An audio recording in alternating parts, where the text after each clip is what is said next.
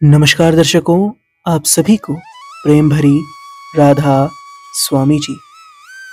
आज 18 जनवरी को मध्य प्रदेश के ब्यावरा में राधा स्वामी सत्संग ब्यास के प्रमुख बाबा गुरिंदर सिंह ढिल्लों जी ने संगत के साथ सवाल जवाब सत्र किया। सवाल जवाब 10 बजे शुरू हो गए थे। इससे पहले बाबा जी के सानिध्य में सत्संगकर्ता जी ने 9:30 से 10 बजे तक सत्संग फरमाया। बाबा जी के सवाल जवाब सत्र में जीवन के गूढ़ प्रश्नों का सरल और व्यवहारिक उत्तर मिलता है। यहाँ हर व्यक्ति को अपने मन की शांति और आत्मा की संतुष्टि प्राप्त करने का अवसर मिलता है। बाबा गुरिंदर सिंह ढिल्लों जी के सहज और प्रेरणादायक शब्द संगत के हृदय को छू जाते हैं। उनके जवाब न केवल हमारी दुविधाओं को हल करते हैं, बल्कि हमें एक नई दिशा और जीवन के सही मार्ग पर चलने की प्रेरणा भी देते हैं। आज सवाल जवाब सत्र में सबसे पहला सवाल बाबा जी से किया गया कि बाबा जी, मैं सत्संग पे जाता हूं लेकिन मेरा मन नहीं लगता। इस पर बाबा जी कहते हैं, बेटा, मन को ही तो कंट्रोल करना है, यही तो हमारा मकसद है। मालिक ने हमें विवेक दिया है और उसी के सहारे हमें मन की उल्टी दिशा में जाने से बचना है। अगर हम इसे कंट्रोल नहीं करेंगे तो यह हमें और ज्यादा भटकाएगा। मन को साधने के लिए दृढ़ निश्चय और अभ्यास की प्रैक्टिस की जरूरत है। इसके बाद उसी व्यक्ति ने बाबा जी से सवाल किया कि माँ बाप की खुशी कैसे हासिल करें। इस पर बाबा जी समझाते हैं, बेटा, माँ बाप को हमेशा अपने बच्चों की चिंता लगी रहती है। उनकी खुशी का आधार यह है कि आप अपने पैरों पर खड़े हों। जिस दिन आप आत्मनिर्भर बन जाएंगे, अपने पैरों पर खड़े हो जाएंगे, उसी दिन उनकी खुशी अपने आप मिल जाएगी। फिर बाबा जी से सवाल किया गया कि बाबा जी, किस्मत का खेल क्या है। इस पर बाबा जी समझाते हैं, बेटा, किस्मत इंसान खुद बनाता है। यह हमारे कर्मों पर निर्भर करती है। हम कहने को कहते हैं कि किस्मत तो मालिक की बनाई हुई है, मालिक हैं जो किस्मत को लिखते हैं, लेकिन असल में इस बात को मानता कौन है। इसलिए इंसान अपने कर्मों से ही किस्मत को बनाता है। इसलिए कहा भी जाता है, जैसी करनी वैसी भरनी। इंसान ही है जो अपने कर्मों के जरिए अपनी किस्मत को बना सकता है।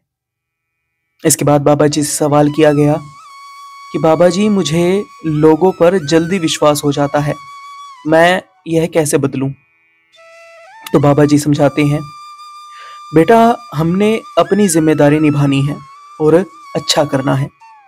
अगर कोई गलत करता है तो वह उसके कर्म है। हमें अपने कर्म सही रखने चाहिए और दूसरों की गलतियों से प्रभावित नहीं होना चाहिए। इसके बाद बाबा जी से सवाल किया गया, बाबा जी, भजन सिमरन करते समय हमारा ध्यान बहुत भटकता है, इसका क्या समाधान है। बाबा जी ने कहा, बेटा, यह आदत की बात है।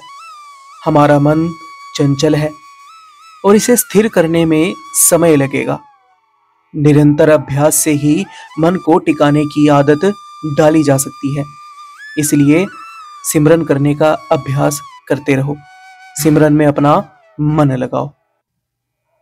फिर किसी ने कहा कि बाबा जी, मेरे माता पिता जी ने आपसे नामदान लिया हुआ है, लेकिन कई बारी वो घर में आपस में बहुत ज्यादा लड़ाई करते हैं।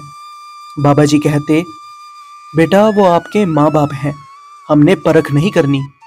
बाबा जी कहते, जहाँ पे प्यार की भावना होती है ना, वहाँ पे लड़ाई भी होती है। और बाबा जी समझाते हैं कि लड़ाई भी तो आखिर अपनों के साथ ही होती है, दूसरों के साथ तो हम लड़ नहीं सकते। बाबा जी समझाते कि हमें माँ बाप की सोच की कदर करनी चाहिए। जब उनकी खुशी होगी तो वे अपने आप सही राह पर आ जाएंगे। किसी पर जबरदस्ती करना ठीक नहीं है। इसके बाद बाबा जी से सवाल किया गया कि बाबा जी मैं आपकी गोद में बैठना चाहता हूँ। बाबा जी ने कहा, बेटा यह सोच सिंबॉलिक है, असली भावना यह है कि हम मालिक के साथ हर समय जुड़े रहें, चाहे वह बाहरी रूप से ना दिखे, क्योंकि मालिक तो हम सबके अंदर विराजमान है। इसके बाद बाबा जी से नामदान पर सवाल किया गया कि बाबा जी नामदान की उम्र 23 साल क्यों रखी गई है। तो बाबा जी ने समझाया, बेटा छोटी उम्र में हमारी सोच पर बाहरी प्रभाव अधिक पड़ता है। 23 साल की उम्र में इंसान अपनी सोच और निर्णय लेने में सक्षम होता है, इसलिए यह उम्र तय की गई है। इसके पश्चात बाबा जी से सच्ची भक्ति को लेकर सवाल किया गया कि बाबा जी सच्ची भक्ति कैसे हो सकती है।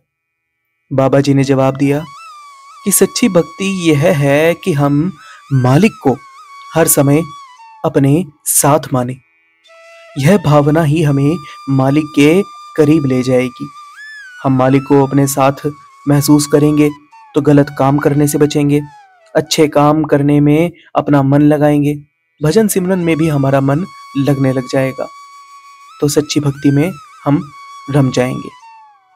इसके बाद बाबा जी से सवाल किया गया कि हम गलत काम जानते हुए भी क्यों कर बैठते हैं। तो बाबा जी ने समझाया, मालिक ने नियम बनाया है कि जैसे कर्म करेंगे वैसे ही फल भुगतने होंगे। गलतियां करने पर अगर हम उनसे सीखें तो यह मालिक की बख्शीश होगी, लेकिन बार बार गलती करने से हमें अपने कर्मों का बोझ उठाना पड़ेगा। इसके पश्चात बाबा जी से बच्चों का जो रुझान आजकल मोबाइल, टीवी और मॉडर्न ज़माने की तरफ बढ़ रहा है, इसके ऊपर सवाल किया गया कि बाबा जी बच्चों को परमार्थ की तरफ कैसे ले जाएं, जबकि आजकल टीवी और मोबाइल का ज़माना है। तो बाबा जी ने उत्तर दिया, बच्चे अपने माँ बाप को आदर्श मानते हैं, उनसे ही सीखते हैं, तो हमें उनका उदाहरण बनना चाहिए। जैसा जैसा हम करेंगे बच्चे भी वैसा ही सीखेंगे। सही आचरण से ही बच्चों को परमार्थ की तरफ लाया जा सकता है। बाबा जी से सवाल किया गया कि बाबा जी मैंने कई गलतियां की हैं और नामदान के बाद भी गलतियां हुई हैं, तो क्या मुझको माफ़ी मिलेगी। बाबा जी ने कहा, बेटा मैं माफ़ी देने वाला नहीं हूँ, हमें अपनी गलतियों का परिणाम तो भुगतना ही होगा। जो कर्म हम करते हैं उसका बोझ हमें उठाना ही पड़ता है। अगर हमने गलती की है तो उसे सुधारने की कोशिश करें। मालिक की दया तभी होगी जब हम अपनी करनी को ठीक करेंगे। इसके बाद बाबा जी से एक सवाल यह किया गया कि मालिक की इच्छा और अपनी इच्छा में अंतर कैसे समझें। इस पर बाबा जी ने बहुत ही अच्छा जवाब दिया। बाबा जी समझाते कि बेटा जो इच्छा मन से आती है वह हमारी इच्छा है। मालिक ने हमें जो दिया है उसे पहचानने और समझने की जरूरत है। मेहनत और भक्ति से इस अंतर को समझा जा सकता है। इस तरह बाबा जी ने आज काफी संगत के सवालों के जवाब दिए और उनकी दुविधाओं को हल किया। इस सवाल जवाब सत्र के माध्यम से बाबा जी ने हर किसी के जीवन के अहम पहलुओं को छुआ, चाहे मन की चंचलता हो, परिवार के प्रति जिम्मेदारियां हो या परमार्थ की ओर हमारा झुकाव। हर सवाल का जवाब गहन और स्पष्ट था। सत्संग का यह अनुभव हमें सिखाता है कि सच्चा सुख बाहरी परिस्थितियों से नहीं बल्कि हमारे अंदर की शांति और संतोष से आता है। बाबा जी के मार्गदर्शन से संगत को यह समझने का अवसर मिलता है कि मनुष्य जीवन का असली उद्देश्य, असली मकसद आत्मिक उन्नति और प्रेम है। सवाल जवाब के अंत में बाबा जी ने संगत को आशीर्वाद दिया, अपने दर्शनों से नवाजा और भजन सिमरन को जीवन का हिस्सा बनाने की प्रेरणा दी। और उनका स्नेह हमें हर बार यह विश्वास दिलाता है कि मालिक हर पल हमारे साथ है। आज की यह वीडियो आपको कैसी लगी, अपनी राय हमें कमेंट बॉक्स में जरूर बताइएगा। फिलहाल के लिए इतना ही। एक बार फिर से लौटेंगे एक नई अपडेट के साथ। तब तक के लिए राधा स्वामी जी।